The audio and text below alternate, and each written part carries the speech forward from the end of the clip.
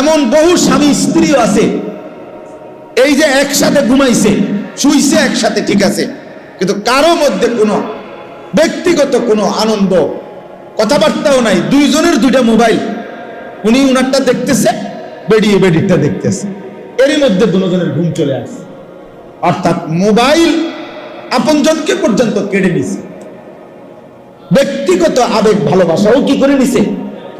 আপনি যেই কোনো দূরপাল্লার বাসে চড়েন, দেখবেন যে আমি বহুত দেখছি, এই বাসের আগে বাসে পরিচয় হইতো, কথা কথায় মানুষে হইতো যে কথা কথায় আমার আত্মীয় হয়ে গেছে, এরকম বলতো।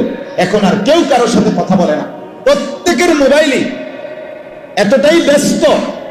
কুমিল্লা ক্যান্টনমেন্টে নামবে, নামার টাইমের সময়ও আমি নিজ চোখে দেখছি, সে মোবাইল থেকে মাতালগি দিয়ে কন্ট্রাক্টরে কইছে ক্যান্টনমেন্ট নামাই দিও, আবার আবার দেখতেছে, পেশাব করতেছে দাঁড়াইয়া, অপদার্থ ওই অবস্থাতেও মোবাইল দেখে, নিচে মুতের এমনি, এটা কি গায়ে মুতে না মাই রাস্তাত মুতে, এত কিছুর দরকার নেই, মোবাইল টিপতেছে। 24 ঘন্টা জিন্দগি এইভাবে আমার। তাহলে এইভাবে নাফরমানি, আল্লাহর অবাধ্যতা মাত্রাতিরিক্ত, মাত্রাতিরিক্ত। বেনামাজি সব যুগেই ছিল,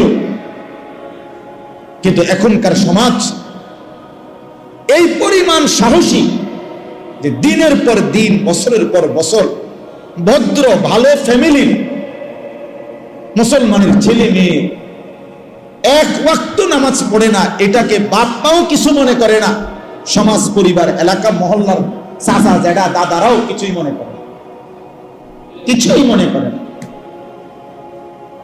কিছুই মনে করে। অথচ ভদ্র ফ্যামিলি, ভালো ফ্যামিলি, কিন্তু ছেলে গত 1 বছরে কোনোদিন বলতে পারবে না যে ফজরের নামাজ পড়ছি কিনা, অথচ বয়স 16 বছর 18 বছর। মা বাবারও কোনো আফসোস নাই, সন্তানেরও কোনো আফসোস।